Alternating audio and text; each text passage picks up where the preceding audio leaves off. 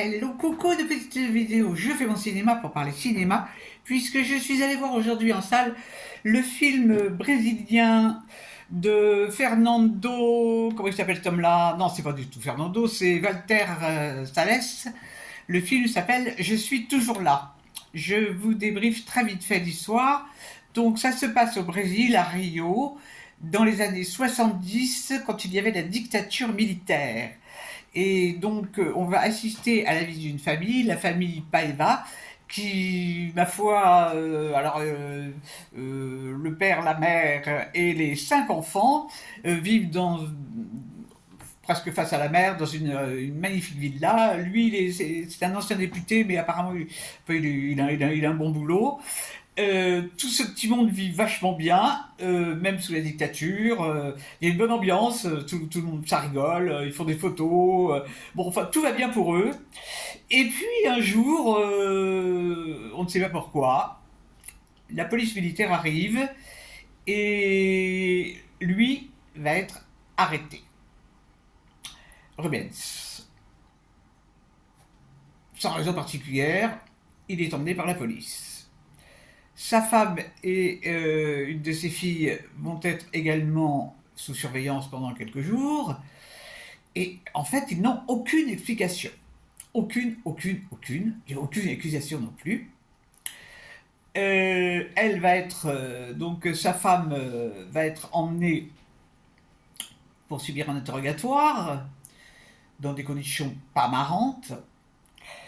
Et elle va être libérée au bout de quelques jours. Par contre, lui ne reviendra jamais plus. Il va disparaître de leur vie. Donc, sa femme va commencer à faire des recherches, à essayer de se renseigner.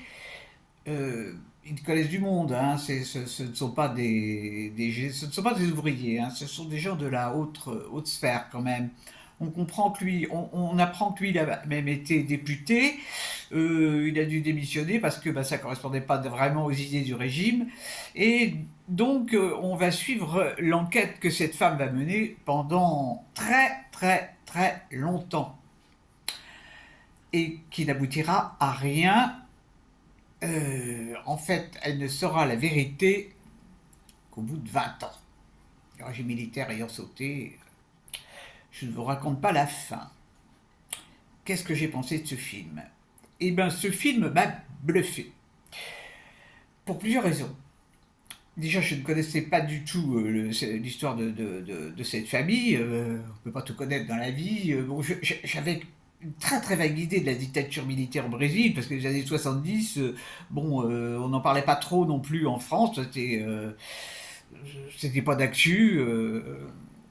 Et donc, ça nous fait voir certains côtés de la dictature, mais l'intelligence, je trouve, qui est remarquable de la part du réalisateur, c'est qu'il ne montre pas vraiment la dictature.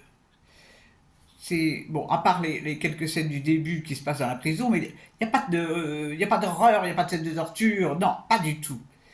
Tout est suggéré. Et c'est encore pire. Et c'est encore pire, moralement. Donc il y a une ambiance dans ce film qui est très particulière, qui par moments est légère et par moments qui est lourde, parce que leur vie continue, en dépit du stress que cette femme vit, que les enfants, à qui elle ne dit pas la vérité tout de suite sur la disparition, parce qu'elle ne sait rien. Donc il y a une ambiance qui est incroyable. Et puis, il y a cette actrice qui est absolument fabuleuse, je ne la connaissais pas, c'est Fernanda Torres, c'est elle qui tient le film. Elle tient le film, par sa présence, par son jeu. Waouh! Donc, bon, c'est un film qui est assez long, hein, il dure plus de 2 heures. Le dernier quart d'heure, pour moi, n'est pas intéressant. Mais tout le reste, on est complètement. Moi, j'ai été happé par le film. Parce que la mise en scène c'est jamais lourd, hein, c'est jamais lourd. Il y a des choses, il y a des petits détails dans les relations familiales. C'est vraiment un film à voir. Parce que Ça sort de l'ordinaire. Arriver à faire sentir des choses politiques sans rien montrer, franchement, chapeau réalisateur. Chapeau, chapeau, chapeau. Ça donne envie d'en savoir plus sur ce qui s'est passé au Brésil. D'ailleurs, moi, je vais me renseigner plus pour savoir comment que le régime, d'abord comment la dictature est venue, comment elle a sauté, parce que bon, on a un peu perdu ça de vue.